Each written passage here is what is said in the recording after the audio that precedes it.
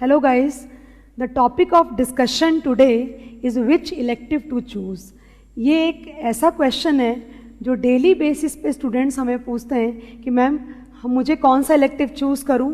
तो ये जो डिसाइड करना है कि कौन सा इलेक्टिव हमें लेना है वो रैंडम नहीं होगा, वो आपको बहुत सोच समझ के लेना पड़ेगा, क्योंकि जितने भी इलेक्टिव्स हैं वो उनके साथ कोई ना कोई सपोर्ट सब्जेक्ट या तो ग्रुप 1 में या फिर ग्रुप 2 में है, ज़्यादा ग्रुप 1 में है.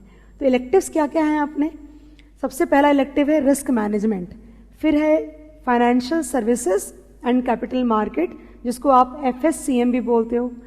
Third one international taxation, fourth one is economic loss, fifth one is global financial reporting and fifth one is multi discipline studies. Right, इसमें से आपके जो पहले दो हैं रिस्क मैनेजमेंट और कैपिटल मार्केट, ये दोनों का बेस कहीं ना कहीं या तो रादर बहुत ज़्यादा SFM से जुड़ा हुआ है.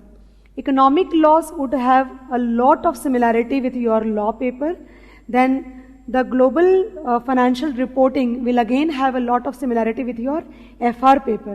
तो अगर उस तरीके से मैं सोचूं तो आपके 4 इलेक्टिव का सपोर्ट सब्जेक्ट ग्रुप 1 में ही है. राइट, और international taxation will be directly related to your direct tax. Right, and एक और है जो कि मुझे लगता नहीं इतना ज़्यादा कोई चूज़ कर रहा है, ज़्यादा करके हम लोग को यही देखने में आ रहा है कि ये 5 में से बच्चे चूज़ कर रहे हैं.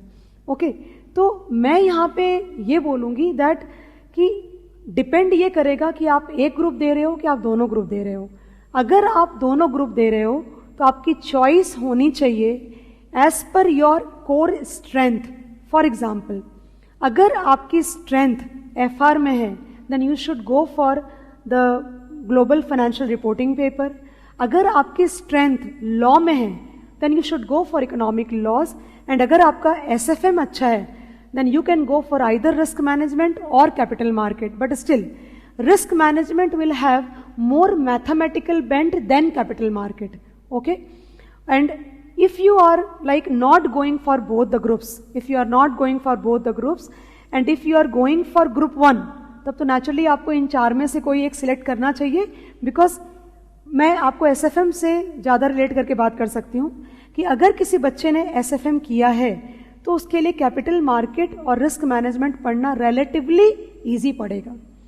रादर मैं ये भी बोलूँगी कि अगर SFM नहीं किया है तो आई डाउट कि तुमको ये कैपिटल मार्केट या रिस्क मैनेजमेंट का पेपर लेना चाहिए, because that will be a big like experiment with the elective actually. Because काफ़ी कुछ जो आप इन दोनों पेपर्स में पढ़ोगे वो SFM आपका बेस बनेगा. यानी कि जो जार्गन्स हैं, जो वोकैबुलरीज हैं, जो आप SFM में लर्न करोगे वो आपको ये दोनों टॉपिक्स पढ़ने में या ये दोनों इलेक्टिव्स पढ़ने में रादर ईजी पड़ेगा. अगर आपने SFM नहीं पढ़ा है तो इन दोनों सब्जेक्ट्स के साथ में डील करना थोड़ा मुश्किल होगा, क्योंकि जो मटेरियल इन लोगों ने दिया है वो मटेरियल में नंबर 1 थ्योरी बहुत ज़्यादा है, रादर पूरी थ्योरी बेस्ड है. तो आपको पढ़ के ऐसा लगेगा नहीं कि पेपर में क्या आने वाला है. बट अगर आप इनका पेपर जाके देखोगे तो पेपर का स्टैंडर्ड काफ़ी ज़्यादा अच्छा है, because you are getting some cases there. आपको 3 केसेस देते हैं वो लोग, उनमें से आपको 2 करने होते हैं. तो 2 में जो केस स्टडी इन्होंने दिया है पेपर में, वो उसमें काफ़ी अच्छा न्यूमेरिकल्स हैं, लेवल काफ़ी अच्छा है. और वो कैलकुलेशंस आने के लिए या करने के लिए अगर SFM किया हुआ होगा तो एटलीस्ट थोड़ा आसान पड़ेगा. अगर SFM नहीं किया है तो आपको दिक्कत होगी.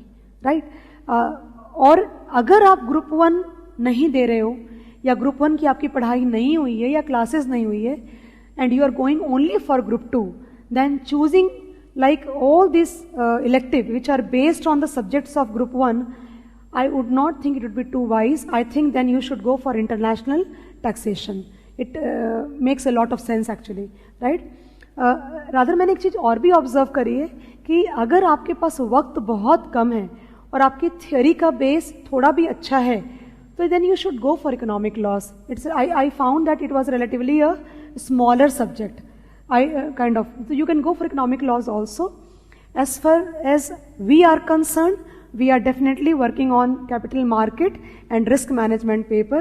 Soon we would be announcing with the batches also, and the pen drives also. But then they are in process, they will take some time. When they are virtually ready, then we will definitely make an announcement for that. And that is what I wanted to share with you. Please make your choices wise. एक चीज़ और, अगर आपको comfort चाहिए तो उसके लिए बता दो. आपका, I don't know how much people would appreciate what I am saying now, कि मुझे ये लगता है on the basis of my practical experience in investment banking, that अगर आप risk management या आप capital market choose करते हो, लेकिन अगर वो आपका बेंट नहीं है तो मुश्किल होगी. इसलिए और अगर आपको लगता है कि जॉब्स उस इलेक्टिव पे बेस्ड आपको बाहर मिलेंगे, आई रियली डाउट.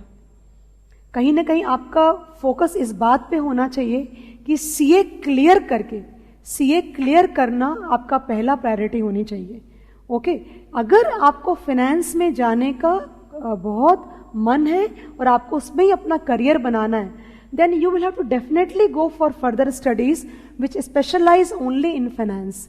CA में वो एक इलेक्टिव चूज करने से आपको फाइनेंस में स्पेशलाइजेशन हो जाएगी, ऐसा तो नहीं अपन बोल सकते हैं. आपको CA करने के बाद कुछ ना कुछ स्पेशलाइज्ड सब्जेक्ट जो होते हैं फाइनेंस में, वो आपको करना पड़ेगा. तो I think don't think like this कि अगर आप कैपिटल मार्केट नहीं लोगे और अगर दूसरा आप कुछ ले लोगे तो आपको जॉब लेने में दिक्कत होगी फाइनेंस में. ऐसा कुछ भी नहीं है. Okay, so you don't just be relaxed on that part. Choose what you like and go ahead and study hard. Thank you so much. I wish all the best to all the students who are going to appear for the upcoming exams. Okay, thank you so much.